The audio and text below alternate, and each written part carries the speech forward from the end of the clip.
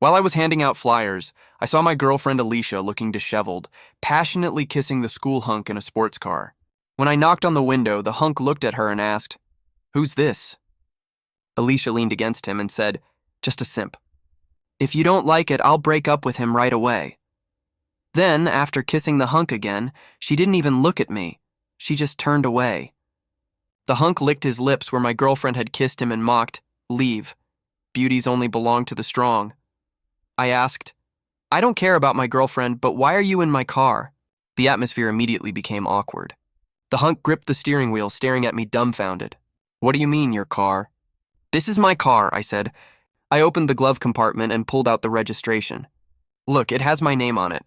"Why are you in my car? Are you stealing it?" "I'll call the police right now." The hunk's face turned red. He hurriedly got out of the car and whispered, "Don't call the police. My dad's a mechanic. I saw this car look nice and borrowed it for a spin. Please don't call the police." I widened my eyes and said loudly, "You call this borrowing? This is theft! Can repair shops steal cars that are in for maintenance?" The hunk lowered his head and whispered, "Bro, I'm sorry." I sighed. "Don't get familiar. Let me check the car's condition first." He didn't dare speak. Soon I found a dent on the hood. I angrily asked, "What's this about?" The hunk panicked and quickly said, "It's not my fault. Your girlfriend insisted on sitting on the hood to take selfies and posted a bunch of provocative photos on her moments. That's the evidence." I checked my phone but saw nothing. The hunk quickly showed me his phone. It turned out Alicia had blocked me. Looking at her WeChat moments, I tutted. Such bold photos. "Fine, you can go back. I'll keep these photos as evidence. You both prepare for a court summons." The hunk was stunned and whispered, "Bro, will it cost a lot?" I said, "About 100,000. In an instant, his face turned pale. The hunk hurriedly said, "But it was her who damaged it." "Do I have to pay too?" I rolled my eyes. "Don't you understand the law? You're both responsible. Your dad's work this year is for nothing." The proud hunk burst into tears. "That stupid girl. I told her this is carbon fiber. Only high-end sports cars have it. The hotter it gets, the harder it becomes. But she couldn't wait for the car to warm up and just sat on it for selfies. My parents worked so hard and now we're screwed because of her." Impatient, I got into my car and called someone to assess the damage. I wasn't interested in watching him cry. The hunk wiped his tears and wailed, "How come you're the rich one? Your girlfriend said you work multiple jobs handing out flyers." I said, "I don't work. I hand out flyers, but those stores are mine." I wasn't lying. Half of the pedestrian street, 72 stores, my family owns them. Handing out flyers for my family's stores, what's wrong with that? I closed the car window, not wanting to hear the hunks crying anymore. At that moment, Alicia texted me, "Since you saw it, let's break up." "Don't blame me, blame your parents for being losers." "I'd rather cry in a Lamborghini than laugh on your bicycle handing out flyers." I fell into deep thought. Since both the Lamborghini and the bicycle were mine, should she cry or laugh? I wanted to reply, "Wait for the court summons," but Alicia had already blocked me. My God, how could she block me? Speaking of the repair costs, she owes me 100,000. Ignoring the fact that it was the girls' dormitory, I rushed straight to Alicia's room. Fortunately, it was morning, so there weren't many people in the dorm. I arrived at her door and was about to knock when I heard a woman inside ask, "Did you really do what I told you?" Then I heard Alicia say, "Yes, I lied to him that I took the pill." The woman excitedly said, "That's a great opportunity. I calculated your period and knew you were likely to get pregnant these 2 days, which is why I told you to go on a date. Once you're pregnant, you can marry into a wealthy family," Alicia said worriedly. "What if he makes me get an abortion?" The woman replied, "As long as you're pregnant, I have ways to make him acknowledge the baby. You even broke up with your boyfriend for him. Let's see if he dares not acknowledge it." I was really shocked. Alicia actually wanted to marry the campus heartthrob by having his child. I wondered what her expression would be when she found out the heartthrob had stolen my car. I knocked on Alicia's door, and when she saw me, she immediately frowned. "I've already broken up with you. Why are you still pestering me? I'm telling you, being poor isn't a problem, but being poor and shamelessly pestering a girl is really disgusting." It seems she misunderstood, thinking I was there to win her back. There were 2 other people in the dorm, her roommates, whom I knew. Before I could speak, one of them said, "Can you stop hindering Alicia from pursuing her own happiness?" I was completely dumbfounded. So making out with another guy in a sports car behind her boyfriend's back was considered pursuing her own happiness? I knew this roommate. She was Alicia's best friend, Eva, the same one who had just urged Alicia to get pregnant. When I first started dating Alicia, Eva often made sarcastic remarks, saying things like, "A man's love for a girl depends on how much money he spends on her." Because of Eva's instigation, I had given Alicia many gifts. Now I was here to get those gifts back. I said, "We can break up, but the phone you're using is mine. You should return it to me." I didn't mention the sports car was mine because, knowing Alicia's personality, she might shamelessly cling to me. I had to get my things back first. Alicia frowned and said coldly, "So you're such a petty person. Can't you consider my feelings?" I was speechless. It's not that I was petty, but she'd already wronged me. Why should I care about her feelings? Eva suddenly covered her mouth and laughed. She said, "Can't you see through this poor man's trick? Asking you to return the gift is a pretense. He really just wants to make things difficult for you because he can't bear the breakup," Alicia sneered. "So that's it. You think if I can't bear to return the gift, I won't break up with you, right? Have you forgotten my current man is very rich?" She raised her head proudly. Eva added fuel to the fire. "Don't be afraid, sis. I just checked. The heartthrob's Lamborghini costs millions. Buying you a new phone is nothing to him," Alicia laughed. "I can return the phone, but let me make one last call. I'll show you why I broke up with you.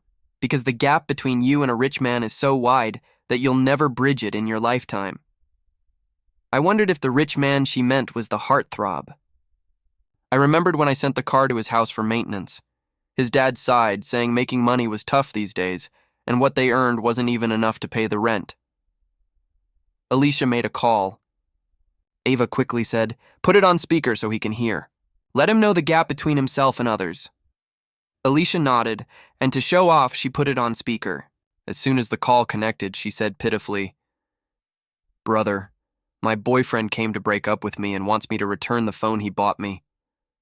Without the phone, how can I contact you in the future?" But the heartthrob didn't indulge her. On the other end, he yelled angrily, "You damn bitch! Don't let me see you again, or I'll beat you every time I see you." In an instant, both Alicia and Eva were stunned. The call was abruptly cut off. Alicia stared at her phone, unable to say a word. Eva quickly reacted. She angrily grabbed a book from her bed and threw it at me, shouting, "Did you badmouth my best friend downstairs?" When Alicia heard this, she was furious and started shaking. "Yeah, he wasn't treating me like this before. You must have slandered me. How despicable and disgusting can you be?" Impatient, I said, "I didn't badmouth you. Just give me back my things. If you didn't badmouth me, why would he suddenly treat me like this?" She snapped. I was speechless. Because Alicia posted coquettish selfies sitting on the hood of his car, the heartthrob had ended up with thousands in debt. Given his family's income, how could he not be angry? Eva sneered. "That's why I told you to be brave and date the heartthrob. I already saw through this poor loser. He only knows how to play tricks behind your back. Disgusting simp." I asked, "So you're saying you were involved in her betrayal of me, right?" Eva snapped, "Betrayal? My best friend was stuck in a mess. Of course I had to pull her out. Should I let her sink into marrying you? She'll thank me for the rest of her life." Alicia grew impatient and said coldly, "You can have the phone back. But I have one condition. You immediately apologize to the heartthrob and admit that you were lying about me." Eva cursed. "Yeah, even if you have to kneel and apologize. Clear my best friend's name." I took the phone and said, "Why should I apologize for something I didn't do? And we haven't settled our accounts yet." I walked straight into the room and sat at the desk to start calculating. Throughout our relationship, I had given Alicia many gifts and transfers. I wanted them all back. Alicia said disappointedly, "My friends are all here. We once loved each other. Do you really want to embarrass me like this?" I ignored her and kept calculating. Eva suddenly took a photo of me. With a face full of disdain, she said, "Today I encountered the ultimate loser. I'm going to post this on my social media right now and expose you so you'll be socially dead." I thought she was just threatening me, but when I checked my phone, I found she had actually posted it. She posted my photo with the caption, "OMG girls never date a poor guy. The poorer they are, the more trouble they cause. My best friend got stuck with one. It's terrifying." I frowned and said, "This is a personal matter between us. Why do you keep mentioning being poor? You might as well write gold digger on your face." Eva sneered. "Yeah, I do like rich guys. Do you have the right to be jealous? If you were rich, you'd be the one scolding me now, not the other way around. Look at your pathetic self. Eva got more and more agitated. She walked to the window and pointed downstairs. Rich men drive million-dollar Lamborghinis and are full of ambition and career goals. Poor losers just sit here calculating, making the girls who once loved them feel sick. Another roommate finally couldn't help but speak up. Alicia, why don't you just pay him back? This is your fault in the first place. In an instant, Alicia's expression changed. She asked, what do you mean? Are you taking his side? Eva sneered. Isn't it obvious?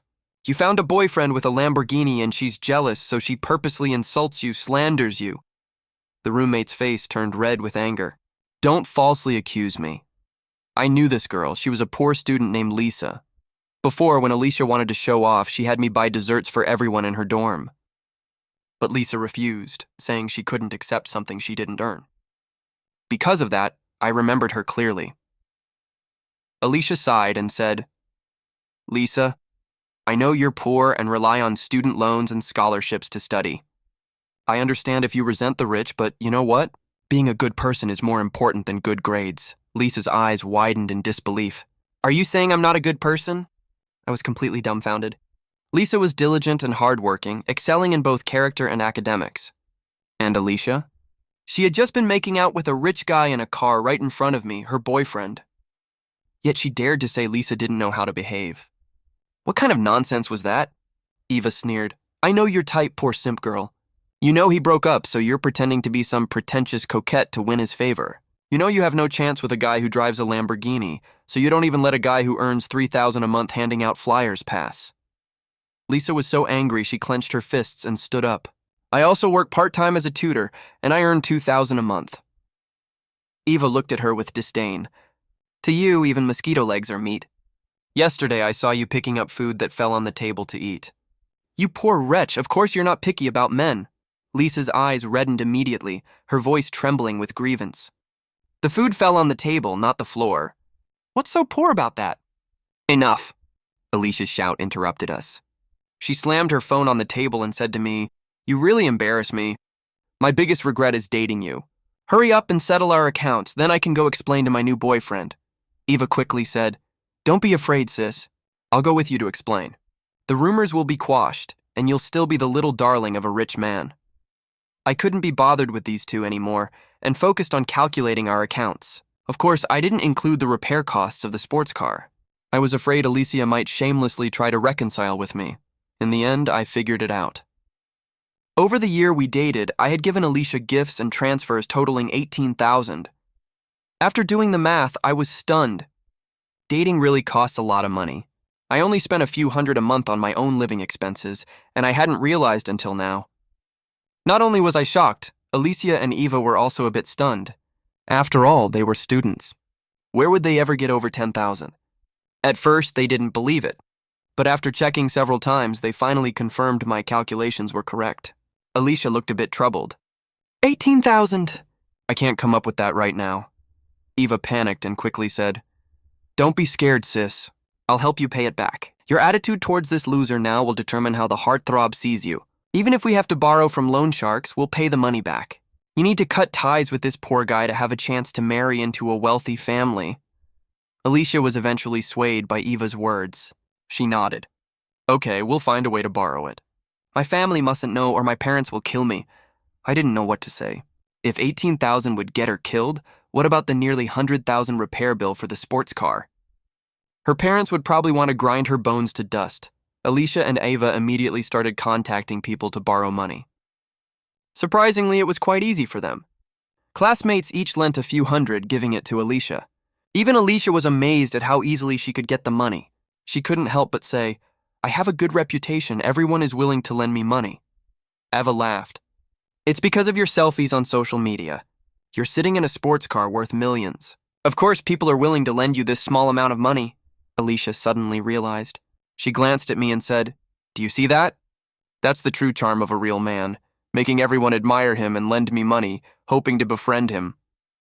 If I were still with you, would anyone reach out to help me when I'm in trouble? Eva sneered. Trouble? Being with him is already the biggest disaster in life. They kept borrowing and finally managed to collect over $8,000. But there was still a $10,000 gap. Eva gritted her teeth and said, I know a guy from the underworld. He can lend me the money, but if we can't pay it back, it'll be terrible, Alicia asked worriedly. What happens if we can't pay it back? Eva replied, Don't worry about that for now. Your new boyfriend is so rich. 10,000 is nothing to him. Eva quickly contacted the so-called underworld person, who turned out to be a professional private lender.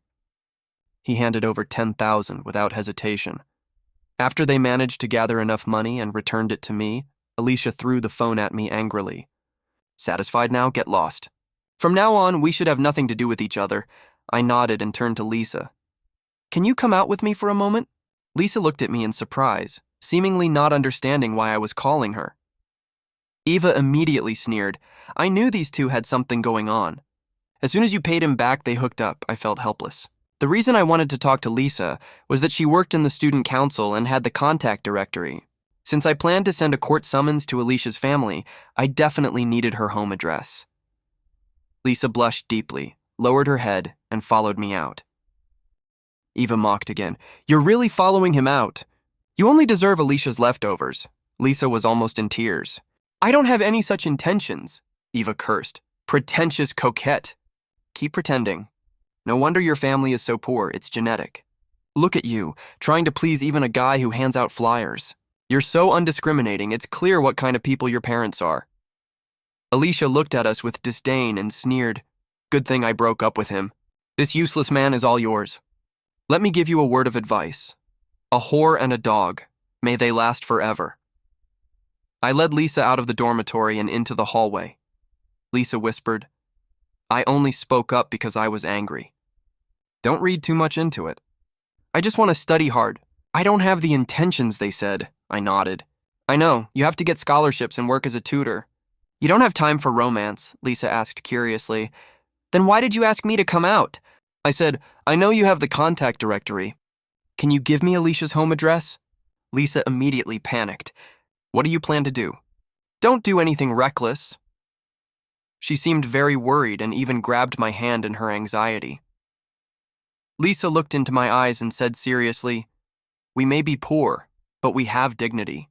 Others are at fault, but don't ruin your future because of their mistakes. The atmosphere grew silent. I didn't know how to respond. Did this girl think I was planning to go down with Alicia's family? Lisa then realized she had grabbed my hand in her haste. She quickly let go, blushing. You're hardworking and determined. You deserve a better life. I believe that in 10 years, Alicia will regret her choices. I said, It won't take 10 years. I've already had the dealership assess the damage. If her family lives in the city, she'll regret it soon. Lisa was stunned and asked what I meant. I said the sports car downstairs was mine. She stared at me, dumbfounded. I explained everything to Lisa. She was speechless again. It wasn't until I showed her the car registration that she believed it was true. When Lisa went to get the contact directory, she walked as if in a daze, probably thinking she was dreaming. Soon she sent me Alicia's home address. Surprisingly, it was just a few kilometers from the dealership. What a coincidence, right? I called the dealership and they told me they'd deliver the damage assessment within 10 minutes. Wait, I suddenly remembered. Alicia had given me back her phone. How would I contact her for debt collection later? I decided to temporarily return the phone to her. I went back to Alicia's dormitory. When she saw me return, she asked irritably, Why are you back? I said, I know you don't have a phone. You can borrow this for a couple of days. Eva immediately clutched her chest, pretending to retch. I'm going to puke. I was right. This simp is doing it on purpose, trying to play this on-again, off-again game with you. Alicia snapped. Do you really take me for a fool? Can you stop pestering me? You're embarrassing me in front of my friends. Just then, Eva's phone rang. She took it out and said, puzzled, Alicia, why are your parents calling me? I was taken aback. The dealership worked fast. It seemed Alicia's parents couldn't reach her, so they contacted Eva. Alicia took the phone and asked, Mom, what's wrong? This time Alicia didn't put the call on speaker, but her mother's yelling was loud and clear. Don't call me Mom! Do you know how much your father and I make? You've ruined us! The sudden scolding left Alicia stunned. She quickly said, Mom, what did I do? Alicia walked to the corner of the dormitory with her phone. As she talked, she suddenly burst into tears. Eva hurriedly asked, Sis, what's wrong? Alicia sobbed, I know why the heartthrob suddenly got mad at me. I dented his car by sitting on it, and now he wants my family to pay. The estimated cost is $137,000. Where is my family going to get that kind of money? Ava was equally stunned. How is that possible? Just by sitting on it, it got dented? The bill was delivered to my house. My mom said she took a picture of it and sent it to me. She told me to check my phone. Alicia couldn't even stand. She sat down on the bed in a daze. Eva bit her lip. Don't panic. I might have a solution, Alicia asked. What can you do? Eva said, at this point we need to see if you're pregnant.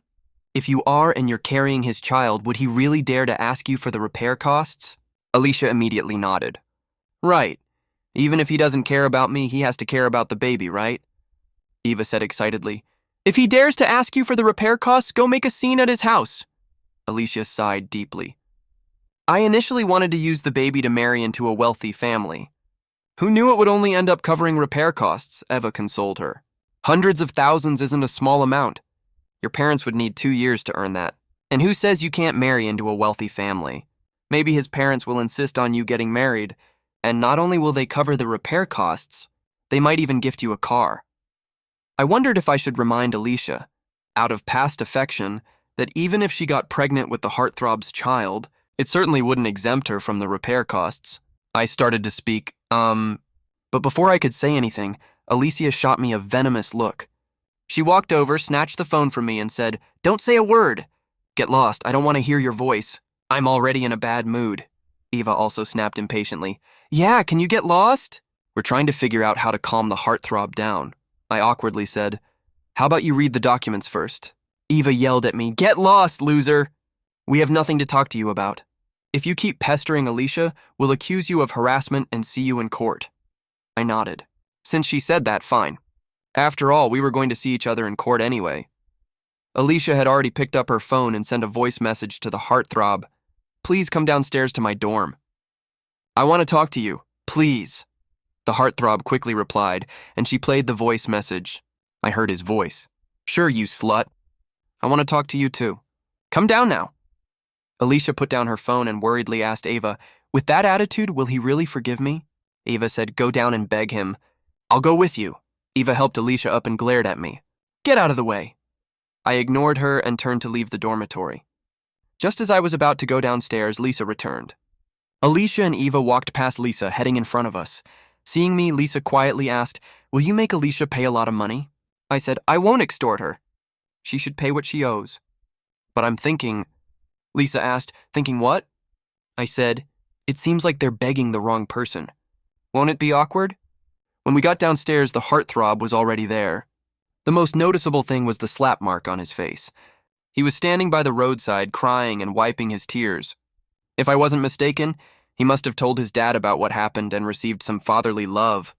Alicia and Eva were dumbfounded at the sight. Eva said, Seriously? With all the money his family has, he needs to cry like this? Alicia said, Maybe he really loves that car.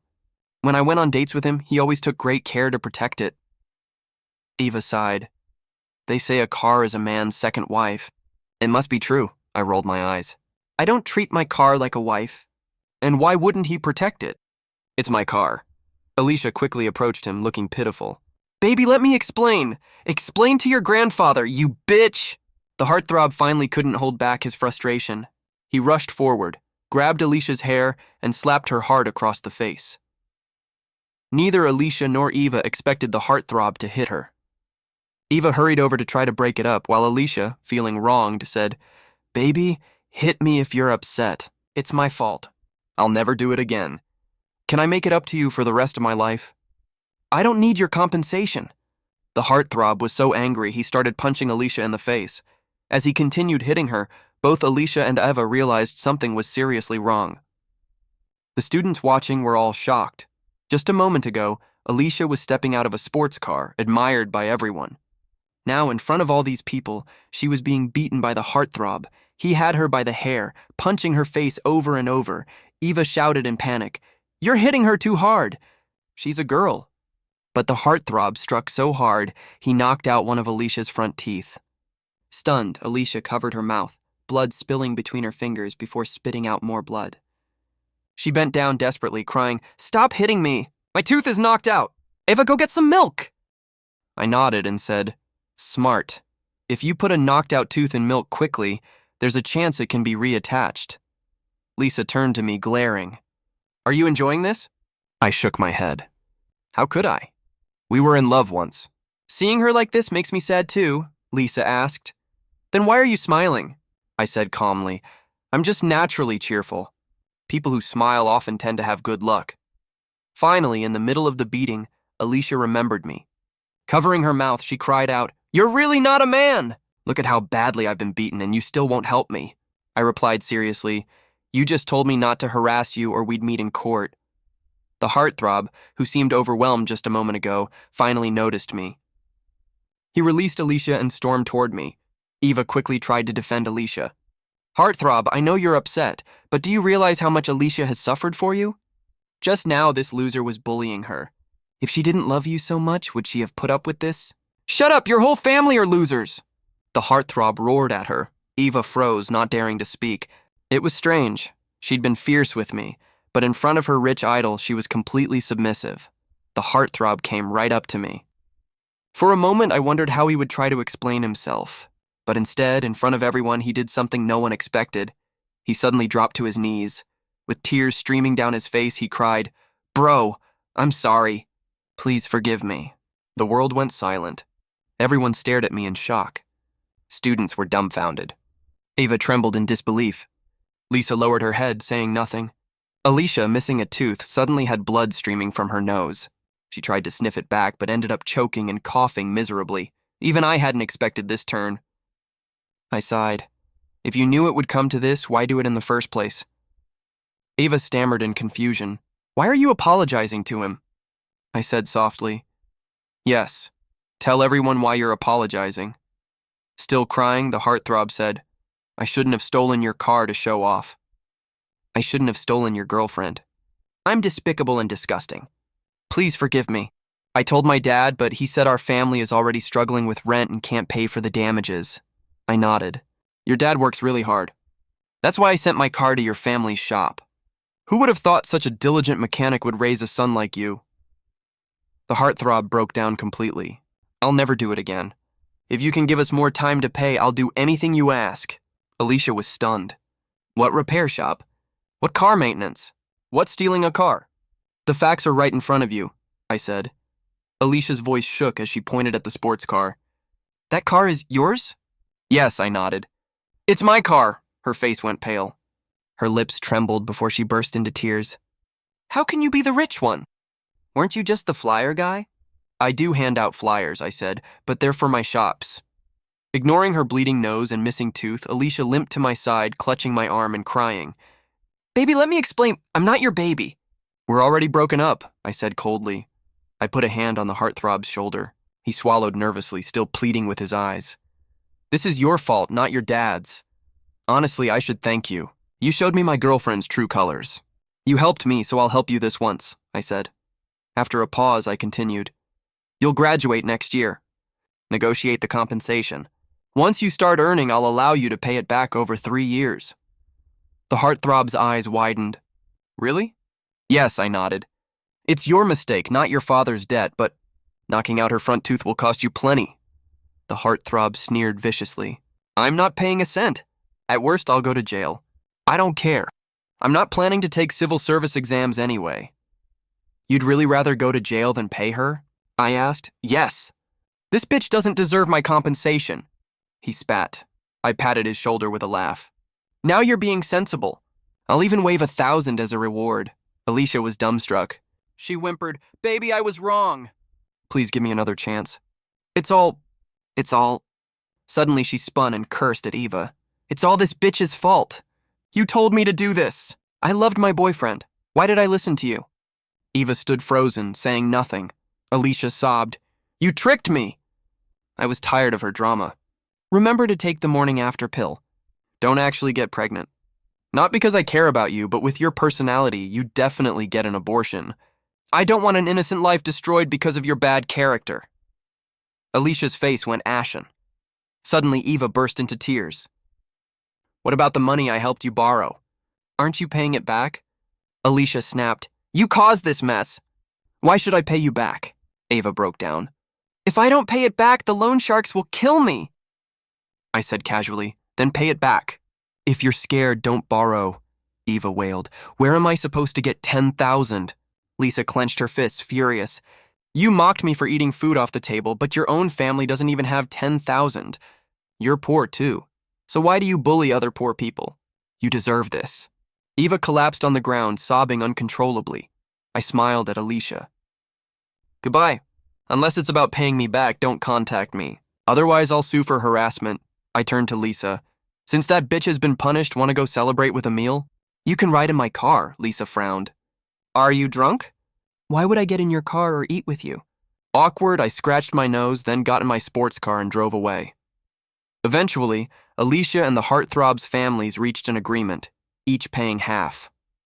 Alicia was beaten half to death by her parents at home, even had her leg broken. It didn't heal properly, so she walked with a limp and might need surgery again. Too ashamed, she never returned for her final year of college. Eva did return, but everyone mocked her as a traitor to the poor. To pay back the loan shark, she desperately looked for work, but her reputation followed her. In the end, she came begging me for a job. I had a few cheap restaurants, so I made her clean toilets. The girl who mocked the poor was now scrubbing their toilets. She cried as word spread, and students even came just to dirty the toilets so she'd have to clean them again. Alicia, after dropping out, frequently messaged me begging to get back together. I blocked her, but she kept changing numbers. Eventually, I sued her, and only then did she stop. As for Lisa and me, nothing happened. She was self-reliant, disciplined, nothing like Alicia and her friends. During the last year of college, she didn't contact me. After graduation, she went back to her hometown to teach. She said many children there were poor and she wanted to help them. I admired her. I reached out a few times, but she wasn't interested in dating. The only time she asked for my help was to organize a clothing drive for her students. I donated some clothes, and after that, we stopped staying in touch. But I often think of her words about dignity. That remarkable girl. I hope her life takes her far.